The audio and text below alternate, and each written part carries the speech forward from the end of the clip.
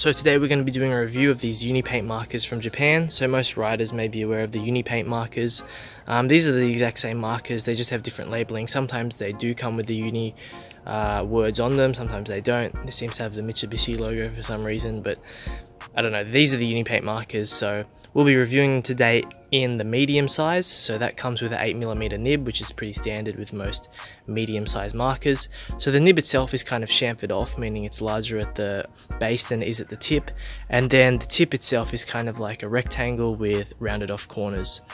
So the marker is refillable. You can go ahead and unscrew the top and then place your own paint inside. But one thing I would say with this paint that is included is you need to shake the marker before use, just to get the pigments mixed in together so that the color is true to the actual donut.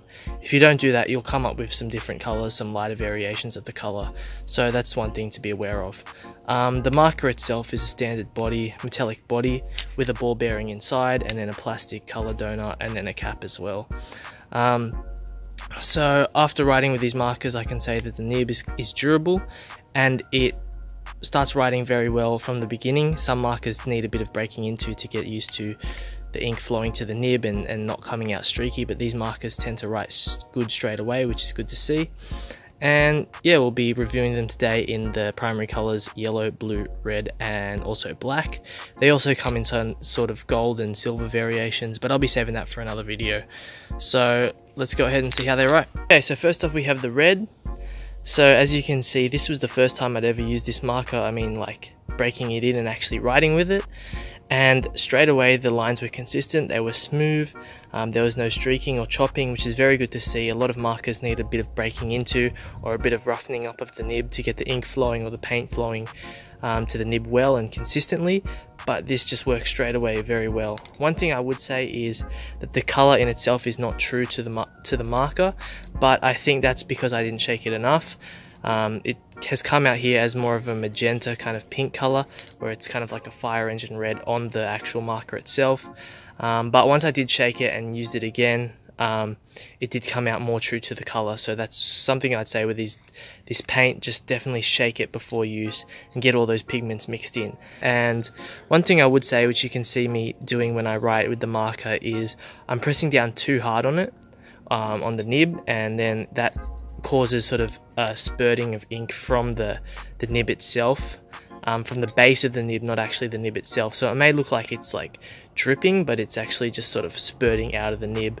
I think you're most likely not going to get drips with this where the ink builds up on the actual letters and then begins to drip. It's going to be more of this spurting effect, so definitely just try not to press down too hard on the marker, especially when your marker is full or it has a lot of paint in it. Okay, so next up we have the yellow. So the color itself is kind of like an old English cheese type yellow, which is hence why I wrote the words, but for a yellow, and considering that yellows have a hard time with opacity, it's working quite well. The lines are crisp, they're opaque, there's not very much streaks coming through, so overall very happy with how this yellow and this marker is turning out.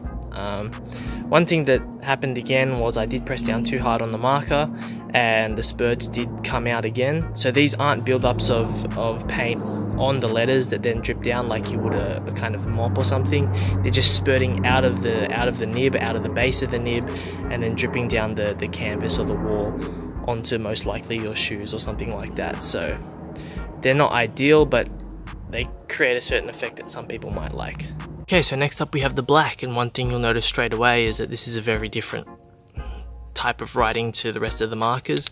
That's because this marker has been broken in by myself over a number of months, and as we can see the nib is very fanned out. It's very large, more larger than the other newer markers, and it's led to sort of a larger tag radius than most of the other markers. Less sharp, obviously, less consistent, but in saying that, the paint inside this is very depleted. We can't, blame it too much, but I just thought I'd show you what it looked like down the road, how these markers turn out when it's kind of like been a bit trashed, been a bit used, been a bit depleted, and how it would turn out. Last up we have the blue.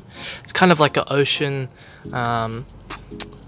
light blue, dark blue, in between a light and a dark blue.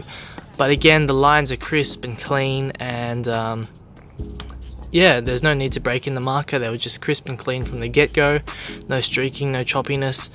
So that's great to see. And as you can see, I learned from my mistakes and didn't press too hard down on the marker, and we're getting a very consistent use of the paint. No messiness with the drips or anything like that. So yeah, that's great to see. I can't really say any more about these markers. The paint inside is great. The marker and the nib works well, and it all just comes together in a really nice, really versatile marker to go out and use. And also shout out to Deep for commenting and subscribing on my last video. If you want to hit up like this, or you want to see me write your name in one of my future videos, go ahead and subscribe and comment your name below, and I'll definitely go ahead and hit you up in one of my videos with whatever marker, whatever graffiti implement I'm using that day. So thanks for watching, guys, and stay tuned for more graffiti reviews, graffiti videos. They'll be coming at ya.